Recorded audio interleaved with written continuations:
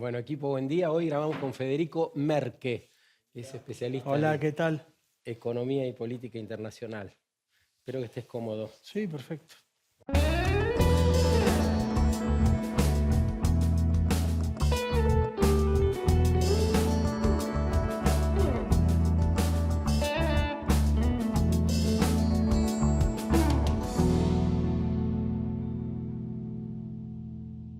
La transición es la temática atrapante que nos convoca durante las semanas.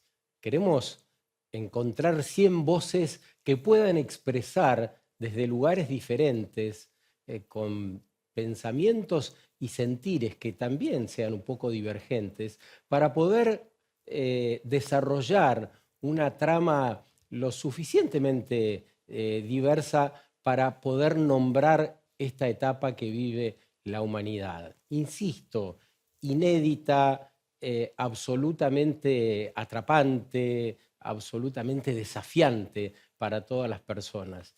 La transición de un mundo que ya sabemos resulta insostenible, es decir, en el tiempo no podremos sostener los hábitos y las prácticas que hemos venido desarrollando en todos los campos, en la educación, en la justicia, por supuesto, en la producción y en el consumo, nada menos. ¿Cómo se comporta el mundo organizado? ¿Cómo desarrolla esa transición? Muchas personas piensan que hace mucho tiempo que estamos hablando de transición y que hace falta ya una política un poco más concreta, una política global que nos permita ir hacia cambios verdaderos. Pero la complejidad que entraña justamente la transición, entre otras cosas, detiene ese proceso que, insisto, muchas personas desearían que sea un poco más veloz. Federico Merque nos acompaña para poder hablar esta noche sobre la transición.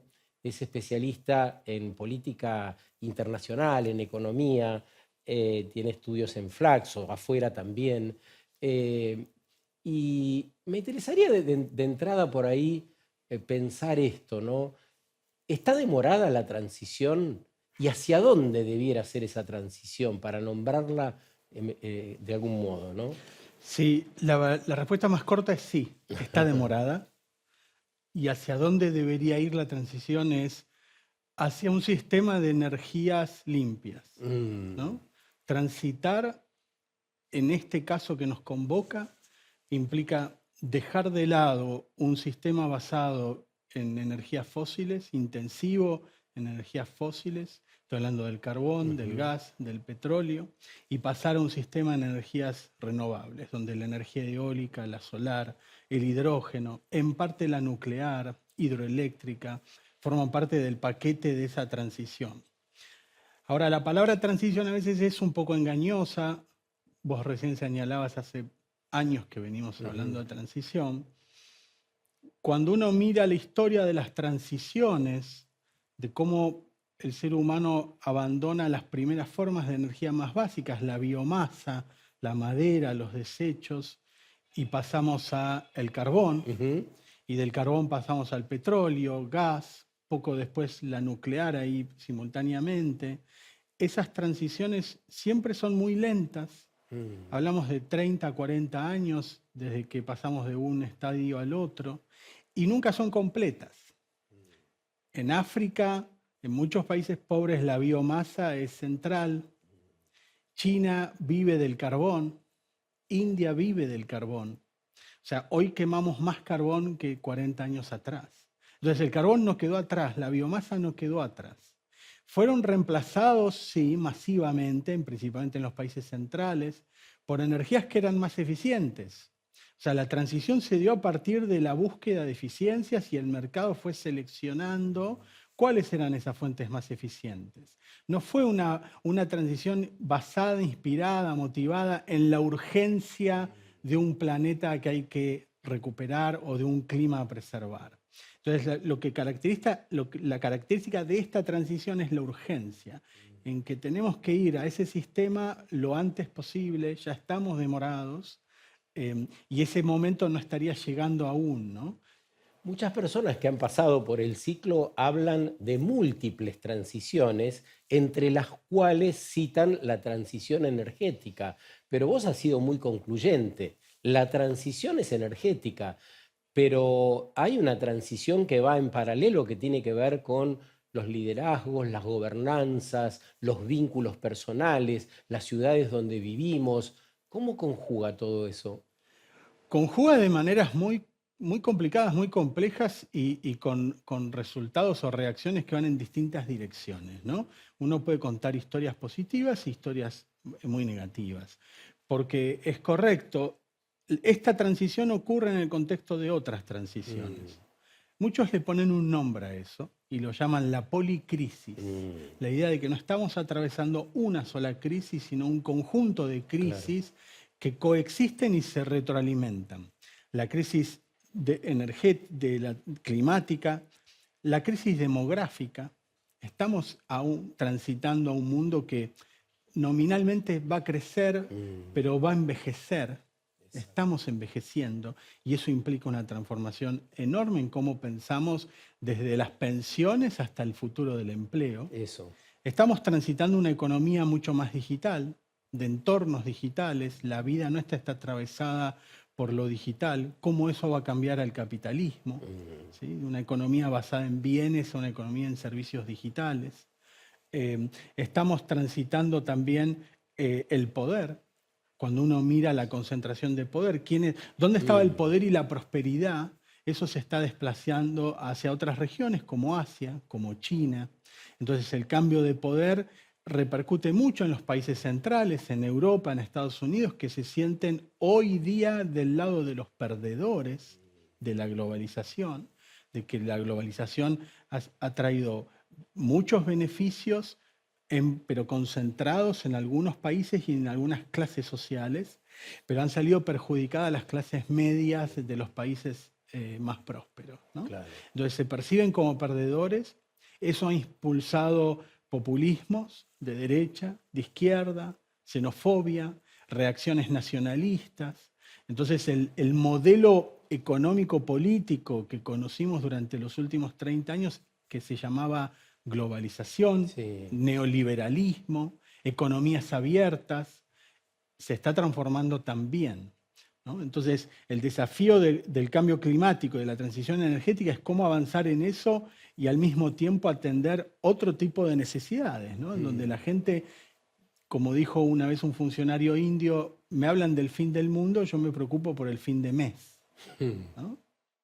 Interesante porque eso es a lo que suele aludir la política, ¿no? Cuando dice, bueno, hay algunas temáticas que no me atraen votos y que aparentemente no resultan eh, de cierta urgencia para atender. Hay otras urgencias, pero no van de la mano. La crisis socioambiental no tiene una estrecha relación. Absolutamente. Yo creo que acá hay un problema de la temporalidad Mm, del problema que trabajamos, que es el cambio climático, ¿no? Del que yo enfoco en el libro. El problema de la temporalidad. ¿Qué significa esto? Muchos dicen, vamos a sentir los efectos más agudos del cambio climático. Ya los estamos sintiendo, ujú, pero esto va a ser peor de acá a 2050, de acá a 2100. Entonces hay que tomar medidas. ujú, Ok, y esas medidas son de largo plazo. Las democracias no están hechas para el largo plazo. mm, Las democracias tampoco están hechas para el extranjero, para los que no son de mi país. La democracia exige que un líder se concentre en sus nacionales en un ciclo electoral. 4 años, 5 años, 6 años. Yo no estoy gobernando para los que no nacieron, que son los que van a sufrir más, y no estoy gobernando para el vecino, de ese que se ocupe el presidente del otro país. mm, ¿Sí? Entonces la democracia tiene esta restricción que nos genera como unas antiojeras acerca de espaciales mm, y temporales, ¿no? Nos acota mucho el margen de acción. Y muchos países están muy enfrascados en en conflictos, en crisis económicas, problemas de crecimiento, la Argentina, América Latina, pero también países centrales, ¿no? Podríamos concluir después de escucharte. Federico acaba de publicar un libro que se llama ¿Por qué no queremos salvar al mundo? Se lo pregunta, ¿no? Y encierra esto también cierta afirmación, ¿no? Eh, pero escuchándote, digo, la democracia está en problemas. ¿Será la democracia el sistema de organización necesario para esta transición también tan necesaria y urgente? Yo estoy convencido que la democracia es el sistema, yo soy un profundo admirador de la democracia. Eso no significa señalar que la democracia Claro, no fue diseñada para estos hay como un problemas, pudor ¿no? para Hay un hablar de la pudor, democracia. Fíjate que me exactamente, aclarás. Todos somos exactamente. democráticos. Pero siempre que abordamos la temática, levantamos como la banderita. Ojo que no soy antidemocrático. Claro. Pero si no sirve el sistema, me parece que hay mucho prurito también como para hablar de eso, Totalmente, porque ¿no? la respuesta no es, bueno, vamos hacia otra cosa, ¿no? O Porque quizás sí. los regímenes autocráticos tampoco le ha ido bien con No, la pero algo transición inédito. energética. Entonces, Nadie piensa inédito. yo creo que esto implica mucha discusión y mucha radicalidad en el sentido de pensar por afuera de la caja, ¿no? Mm, De qué implica que una democracia se haga cargo de este problema e incorpore el largo plazo. A mí este punto me parece central.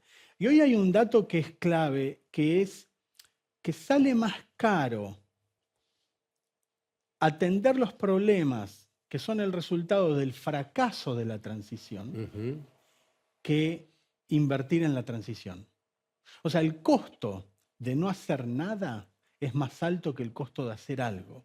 La plata que se está perdiendo ya hoy por no haber hecho cosas 20 años atrás. Y esto lo saben muy bien las aseguradoras. Mm, Si hay un sector de la economía que está muy preocupado por el cambio climático, son las aseguradoras, en claro. particular las reaseguradoras, que son las aseguradoras de las aseguradoras, que son las que salen al rescate cuando hay un incendio, cuando hay sequías que afectan Claro. grandes sectores productivos, cuando hay inundaciones. Lo que pasó en Texas días atrás es un fenómeno extremo en Estados Unidos, de los más extremos en la historia de Estados Unidos, y eso implica vidas humanas, implica riesgo físico para casas, para empresas, para sectores que están en zonas vulnerables en la frontera del cambio climático. Hoy en Estados Unidos tenés algunas regiones en donde una aseguradora no te cubre un seguro de incendio a tu casa. Claro. Dice, no, yo ahí no cubro, salvo que estés dispuesto a pagar En una California fortuna. no te cubren, Exactamente. claro. Entonces, un elemento clave que hay que trabajar acá es la prevención, es la adaptación. No es solamente la mitigación. Por mitigación estamos hablando de reducir nuestras emisiones de carbono, Y ¿no? las herramientas que tenemos hasta ahora, institucionales, tienen que ver con esa democracia. Quisiera profundizar un poquito más sobre esto. Miremos. The biggest risk today, when I hear these poor fools talking about global warming, they don't call it that anymore. They call it climate change because, some parts of the planet are cooling and warming. It didn't work. So they finally got it right. They just call it climate change. They used to call it global warming. Years ago, they used to call it global cooling. In the 1920s, they thought the planet was going to freeze. Now they think the planet's going to burn up. The problem is nuclear weapons. It's nuclear warming. These poor fools talk about global warming all the time. ¿Qué opinás del calentamiento global? Nada, es otra de las mentiras del socialismo, como digamos, o sea, hay toda una agenda de marxismo cultural y parte de esa agenda es, a ver, hace 10, 15 años se discutía que el planeta se iba a congelar, ahora discuten que se calienta, o sea, dale, loco.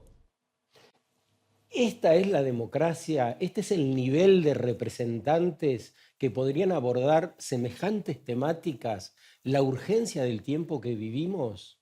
¿Qué te sugiere esto? A mí me sugiere mucha preocupación, muchísima preocupación. Me parece que la democracia argentina en particular, pero también la de Estados Claro. Unidos, no es un problema de ingresos, de niveles de ingresos, no es un problema de riquezas o pobrezas.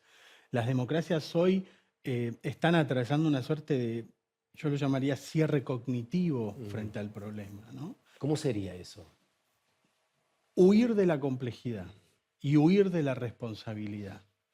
Porque Milei y Trump, que tienen sintonías importantes, hoy Trump es un nacionalista económico, Milei es un aperturista, pero ambos rechazan lo que yo llamaría el paquete del orden liberal internacional, del multilateralismo, de los derechos humanos, del apoyo a la democracia y de la lucha contra el cambio climático, ¿no? Reconocer que hay algo que se llama cambio climático, punto uno, que Milei lo reconoce. Reconocer que está causado por la acción humana es lo que no reconoce el presidente Milei. Supone reconocer que el mercado no resuelve todos los problemas. Supone reconocer que hay algo que se llama fallas de mercado. Hay cosas que son males públicos, no bienes públicos, males públicos como el calentamiento global, que si lo dejamos en manos del sector privado, del mercado, no se va a resolver. Porque el incentivo de una empresa es a contaminar, no es a preservar el ambiente. El incentivo de una empresa libre de todo tipo de control y regulación es ganar y socializar la pérdida. ¿Cuál es la pérdida? La pérdida del ecosistema. ¿No ¿Y es cuál es cierto? la diferencia? Entonces, si yo reconozco que el mercado no funciona, acto seguido tengo que asumir que el Estado tiene que intervenir, tiene que hacer algo, tiene que regular, tiene que generar incentivos, tiene que subsidiar, tiene que tener instrumentos económicos y sociales para encarar este problema. Y eso se choca de frente con la perspectiva más libertaria, que viene a destruir al Estado y que cree que el mercado es el mejor asignador de recursos. Claro, te preguntaba cuál es la diferencia entre Milei, que dice, que reconoce, como decís, el cambio climático, que no reconoce que es fruto de la actividad humana, pero por otro lado prohíbe que en Cancillería se mencione la palabra cambio climático. Sí. Estamos en un verdadero problema que ahí quería preguntarte, ¿cómo ves que reacciona la sociedad? Te pregunto sobre el hombre común, pero también sobre las organizaciones, sobre las ONGs, sobre las organizaciones empresariales, sobre ese otro poder que está en la Argentina. La sociedad reacciona de maneras diversas y siempre muy relativas en relación a otros problemas. Si tomas encuestas por separado y le preguntas a la gente en la calle, encuestas hechas en la Argentina, si les preocupa el cambio climático, te van a decir que sí. Si les pedís que jerarquicen, que ordenen cuáles son los problemas que más les preocupa, muy arriba está la pobreza, muy arriba está el empleo, la seguridad o la inseguridad o la corrupción. Más arriba estaba la inflación, ahora bajó en la escala de preocupaciones por obvios motivos, pero siempre el cambio climático está ultimísimo. Entonces, ¿me interesa en términos absolutos? Sí. ¿Me interesa en términos relativos? Menos. ¿Estoy dispuesto a hacer algo? Eso también es relativo. Hay una encuesta muy interesante que se hizo en decenas de países, donde le preguntaron a la gente, y en la Argentina lo han hecho, si estaban dispuestos a donar el 1% de sus ingresos mensuales para combatir el cambio climático. Y el porcentaje es altísimo de gente que está dispuesta. En la Argentina era arriba del 60%. Cuando le preguntan a esa misma persona qué porcentaje pensás que va a ser el porcentaje de tu país, dicen 20%. O sea, yo estoy dispuesto, pero los demás no están dispuestos. O sea, hay un problema de información ahí importante, porque evidentemente esto le preocupa a más gente de la que nosotros pensamos, pero no hay organización, no hay coordinación. Y no hay un debate público informado desde las élites políticas. Hoy yo no veo nada, no es una cuestión partidaria, no es que digo, radicales sí, libertarios no. Es un no transversal, es una negación del problema, o decir, bueno, ya veremos qué se puede hacer. Los gobiernos han asumido compromisos, han presentado sus informes, han establecido metas al 2030, al 2050 de descarbonización, pero eso todavía hoy no se traduce en acciones concretas y en acciones del Estado en políticas públicas, mucho menos de este gobierno. Y es muy evidente esa falta de comunicación eficaz, porque si las personas ponen arriba la pobreza y disocian el cambio climático y lo ponen más abajo, estamos en un verdadero problema, porque cuando se pierdan las cosechas en la pampa húmeda por el cambio climático, cuando falte el agua para las naranjas en el norte, y así podríamos mencionar todas las producciones que se verán afectadas, ahí hay una directa relación con la pobreza, con la falta de trabajo, con el hambre.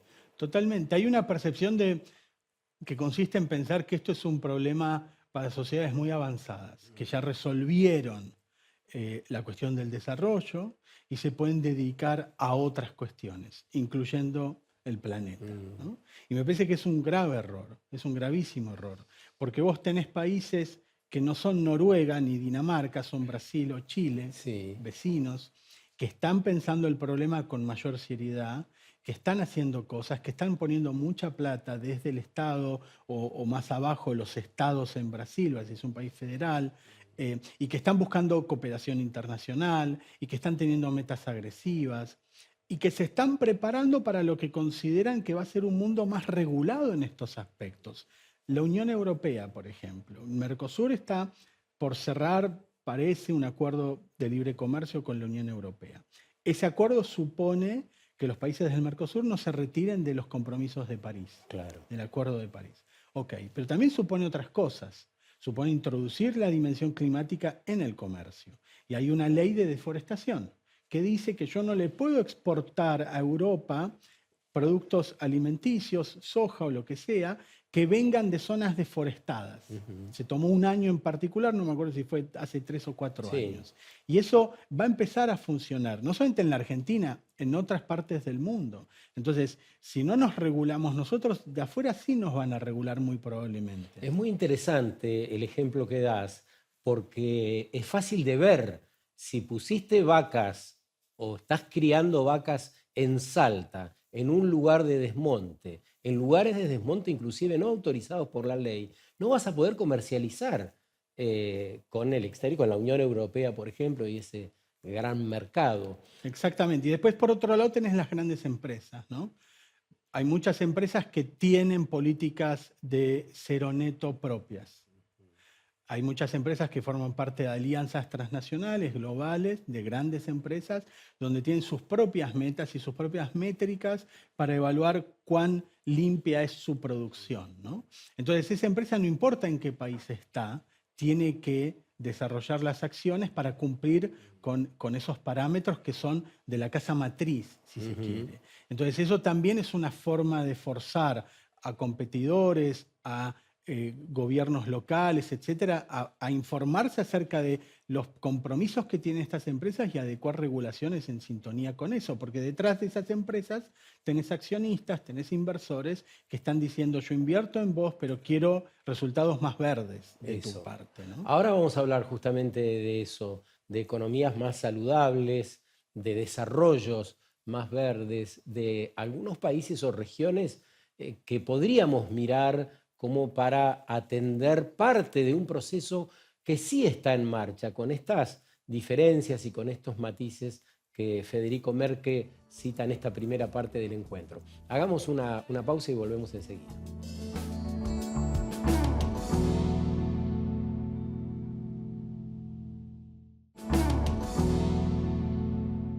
Estamos con Federico Merke hablando de política internacional, del cambio climático y de las diversas transiciones. Citás un montón de transiciones acá en el libro, ¿no? Y nos dijiste, la más importante es la transición energética. Pero ¿qué más? ¿Dónde hay que poner el ojo? ¿Dónde tenemos que seguir trabajando? Y en todo caso, ¿en qué regiones o países se ve con más claridad esto? Bueno, yo diría que ahí la Unión Europea ha sido vanguardia, es vanguardia en materia de transición. También lo ha sido Canadá o Estados Unidos, Canadá en menor medida. ¿Dónde está el punto acá? En que nosotros tenemos que desacoplar crecimiento económico de emisiones. O sea, el desafío del mundo en desarrollo, del sur global, es cómo crecer, pero al mismo tiempo reducir emisiones. Ese es el gran desafío.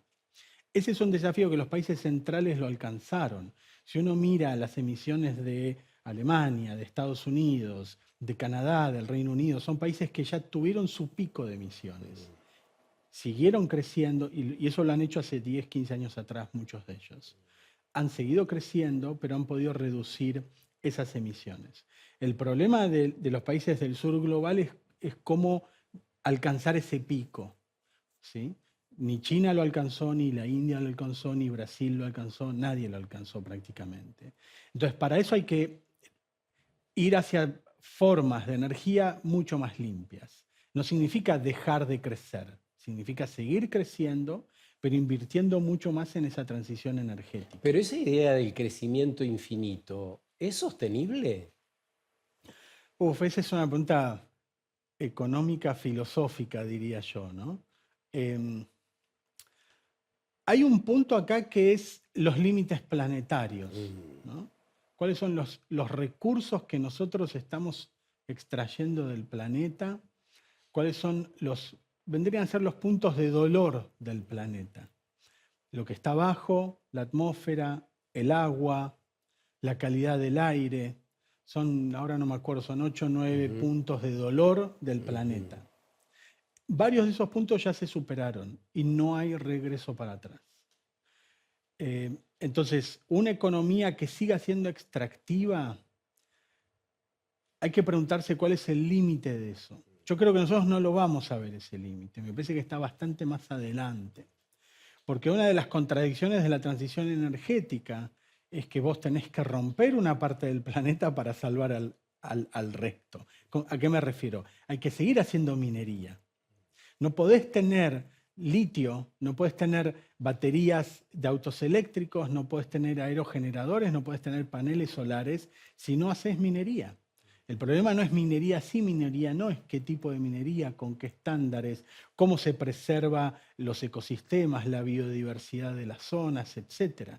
Entonces, uno de los desafíos de la transición es que vos, por cada problema que intentás solucionar, estás generando un nuevo problema. Claro. Estás resolviendo algo, pero generando un problema en otro lado. Entonces, nada va a estar resuelto hasta que todo esté resuelto.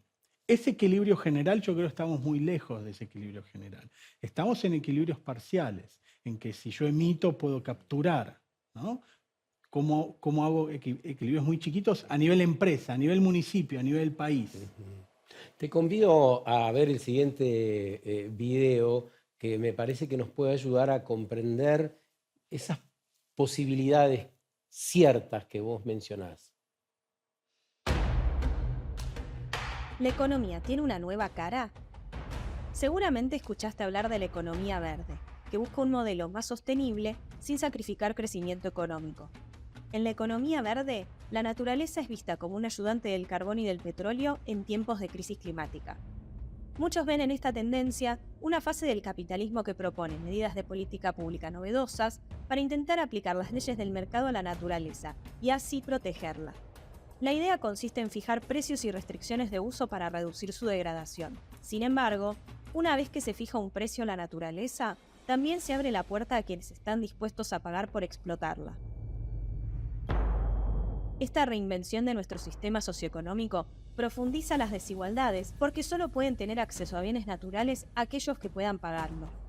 La mercantilización de la naturaleza implica concebirla como un conjunto de partes individuales e intercambiables.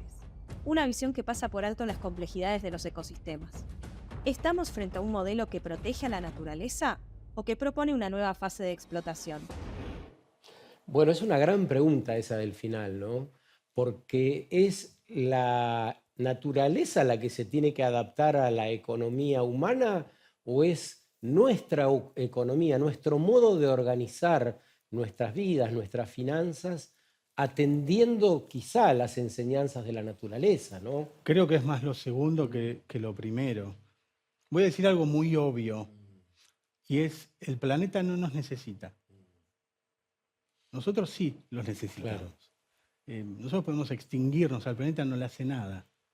Entonces, si queremos seguir estando acá y queremos perpetuar la raza humana, ¿cómo hacemos para mantener un equilibrio en ese planeta? Y esa pregunta del final del video, yo creo que sí las dos cosas. Estamos teniendo intentos de economías verdes, de un capitalismo verde, un capitalismo sostenible, y un viejo capitalismo que es extractivo, es intenso en fósil, y que ve el vil metal muy cercano a la naturaleza, ¿no? En el corto plazo, digamos.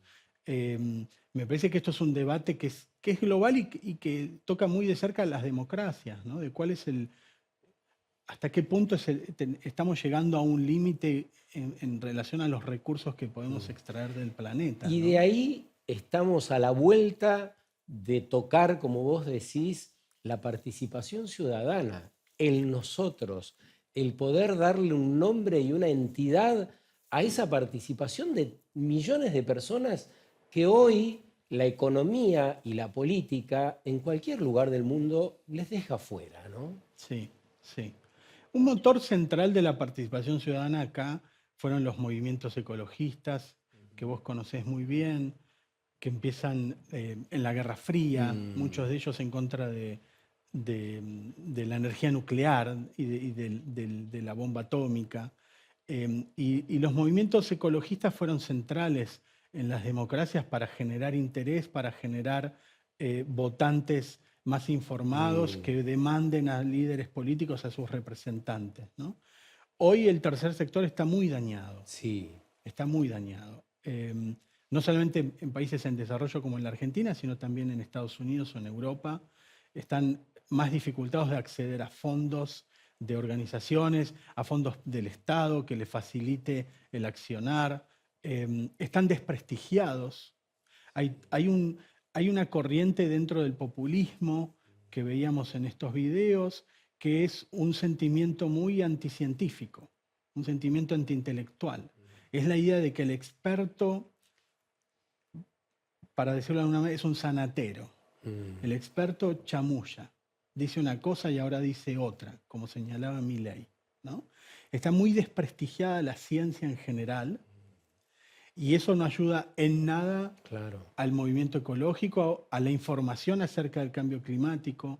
Yo diría que en ese sentido las políticas climáticas son las políticas más atravesadas por el conocimiento científico, porque vos sabés qué es lo que va a pasar si no lo haces. Sabemos a dónde vamos a estar. Hoy tenés escenarios de pronósticos, todos alarmantes, que organiza, que edita y que escribe el IPCC, que es el panel intergubernamental de cambio climático, que hace una gran revisión de literatura científica acerca de dónde estamos y hacia dónde estamos yendo, ¿no? Claro, acá en el libro hay una pregunta muy interesante que te haces, que es ¿cuánto cambio climático más va a poder soportar la democracia o las democracias, ¿no? ¿Cuánto más podremos soportar con esta inacción, con esta escala de valores distorsionadas, con esto que vemos, ¿no? Que estamos viendo? Un pequeño ejemplo casi experimental fue la pandemia, ¿no? El COVID. Descubrimos ese bicho, el mundo se encierra con distintas intensidades, y eso generó una discusión enorme en las democracias acerca de qué privilegiar, la circulación de personas o la circulación del virus, ¿no? Si circulan mucho las personas, va a circular el virus. Para que no circule el virus, no tienen que circular las personas. Y ahí empezaba la disputa, son mis derechos, es mi cuerpo, hago lo que quiero. ¿Por qué restringen mis libertades? Mis negocios. Mis negocios, lo que sea. Eso se pudo aguantar porque se supo que no iba a durar mucho, que iba a haber en algún momento una solución, una vacuna. En el cambio climático no hay una vacuna contra el cambio climático, no hay una regresión al promedio de temperaturas. Lo que estamos logrando es alejarnos del promedio de temperaturas y aumentando, y no haber una regresión a ese promedio. Entonces, ¿qué pasa si las democracias deciden que hay que comer menos carne para alivianar el efecto invernadero? Una medida concreta. Concreta. ¿Qué pasa si se llega a una situación en donde hay que restringir los vuelos? ¿Estamos dispuestos a dejar de comer carne o a volar menos en nombre de la sostenibilidad? Eso genera debates políticos y filosóficos enormes que no es muy difícil dar y creo que no los estamos dando con la altura que necesita el problema, ¿no? Parecieran claves esas preguntas porque podríamos hacernos 10 que incomodan, ¿no es cierto? Son Absolutamente. situaciones A mí que me incomodan incomodan nuestros hábitos. Totalmente, ¿no? Ahora, lo que resulta llamativo es que no haya un movimiento político en el mundo de suficiente envergadura que pueda ver todo esto como una gran oportunidad de reencantar a sus votantes, de reencantar a las ciudadanías con la idea de generar algo nuevo que será beneficioso para esas personas, para sus hijos, para el porvenir. No se plantea habitualmente en estos términos. No, ¿Qué se escapa ahí? Yo diría, ahí me parece que estamos en un conflicto de narrativas y me parece que la narrativa verde, la narrativa de la sostenibilidad está perdiendo ese conflicto frente a una narrativa más populista, de corto plazo, más nativista, más proteger lo nuestro, que está ganando principalmente en los países centrales, que son los que vieron nacer movimientos políticos e identidades políticas mucho más cercanas de la transición y de la sostenibilidad, ¿no? Para no ser tan apocalípticos, todavía hay partidos políticos que tienen la bandera de la transición, ¿no? El Partido Verde alemán, en Alemania. El Partido Demócrata en Estados Unidos hizo de la transición una de sus principales banderas y el gobierno de Biden puso muchísima plata en un gran programa de industrias verdes, de industrias sostenibles, que iba desde subsidios a empresas para transitar en sus sistemas productivos a créditos a ciudadanos de a pie para comprar un auto eléctrico y tener un descuento de $5.000, $6.000, $7.000, ¿no? O sea, había una gama de acciones que se estaban implementando. Sin ir más lejos, o ir yendo más lejos, China. Hoy China está liderando la transición energética. Es una gran contradicción porque China es el principal emisor. Sí. ¿No? Y está produciendo más paneles solares y más aerogeneradores y más autos eléctricos que el mundo entero. ¿Cómo juega en tu análisis, en lo que podés ver, la guerra? La guerra que se contrapone expresamente a una vida sostenible, a todo esto que estamos hablando. Por donde lo mires, la guerra es un factor que juega en contra. ¿Esto aparece en las discusiones? ¿Hay alguien que dice, che, hablar de la paz no es algo romántico que queda bien en Naciones Unidas? Hablemos de la paz en serio. Sí. La guerra es muy mala noticia para la transición energética, lamentablemente, y está mucho más entrelazada con el cambio climático de lo que pensamos. Eso. El Pentágono es el principal emisor de dióxido de carbono institucional del mundo, no país. No empresa, institución, el Pentágono.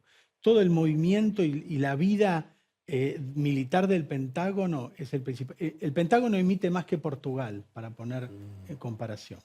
Entonces, tener fuerzas armadas es intensivo en carbono hoy día.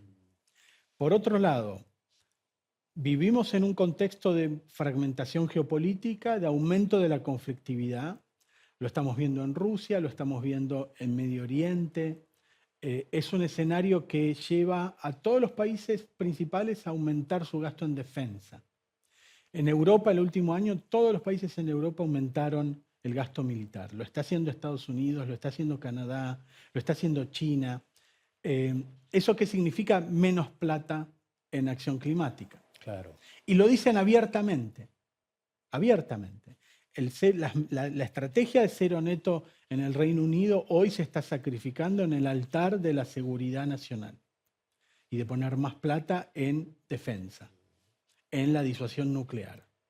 Hay un compromiso de la OTAN, la cumbre de la OTAN de unas semanas atrás, donde acordaron llevar el gasto militar al 5% del PBI de los países de la OTAN de acá a 10 años. Eso es menos plata para la transición energética. Por otro lado, hay otra conexión más difícil, que es la del cambio climático generando conflicto. El cambio climático, un aspecto central son las sequías, es la desertificación, y esto está ocurriendo en el norte de África. Eso genera refugiados ambientales, gente que estaba en una zona, ya no puede cultivar, los animales no tienen agua, se tienen que ir todos, animales, personas, a otro lado. Y en otro lado, el otro lado no está vacío, hay gente, y eso está generando mucha conflictividad en países, principalmente África subsahariana. O sea, el cambio climático, desertificación, conflicto humano, entra la cuestión de la guerra también. Entonces, muchos ven al cambio climático desde el lado de la geopolítica como un multiplicador de conflictos, principalmente en las zonas más pobres del planeta. El cambio climático como multiplicador de conflictos. Y finalmente también hay otro tema que es las grandes bases militares navales.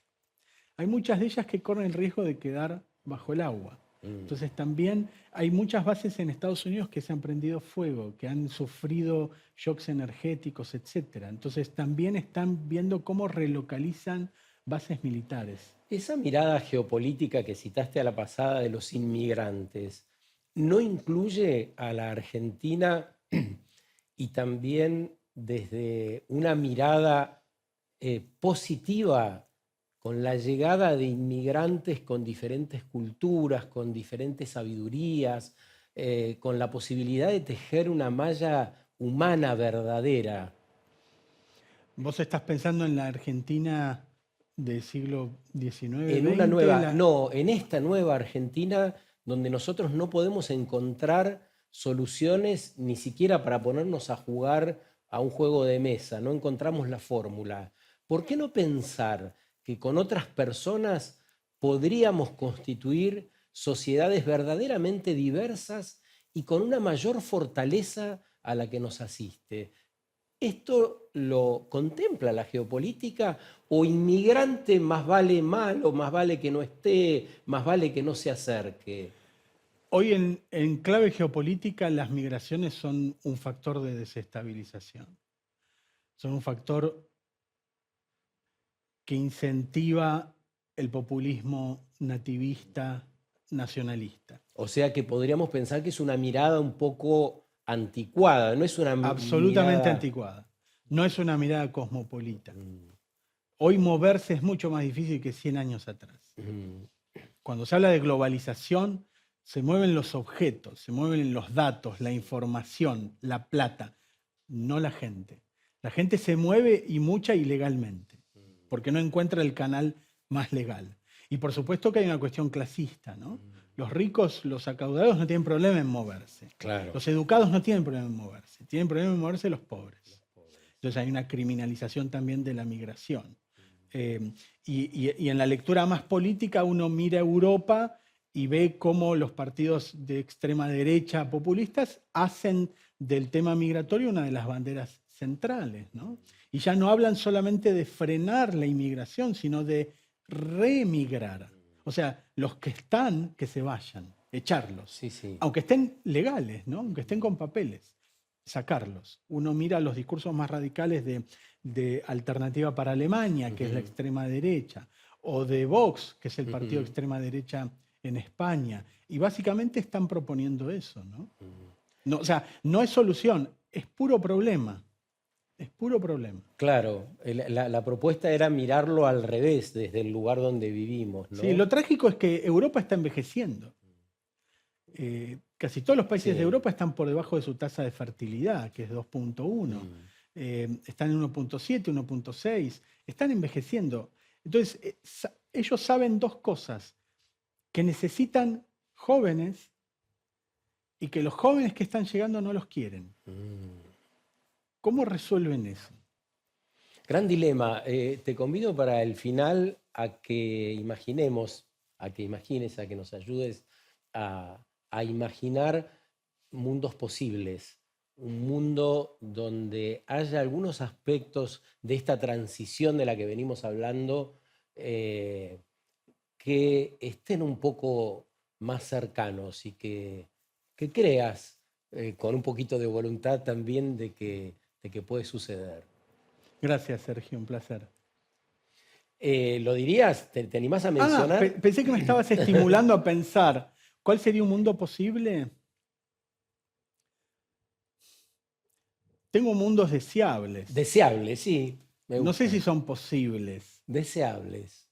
pero un mundo deseable es un mundo donde la democracia liberal esté mucho más internalizada en nuestras preferencias sociales y esté más globalizada, en donde el capitalismo y la globalización sigan existiendo, pero con un centro muy fuerte en la sostenibilidad del planeta y de los derechos humanos. Y un mundo más educado que entienda que siempre la guerra siempre es un mal negocio. Gracias. Un placer. Gracias por este rato con nosotros. Bueno, nos encontramos cuando tengan ganas, una noche de estas, ya saben, pueden escribirnos a unanocheconideas@gmail.com. Que la pasen muy bien, gracias.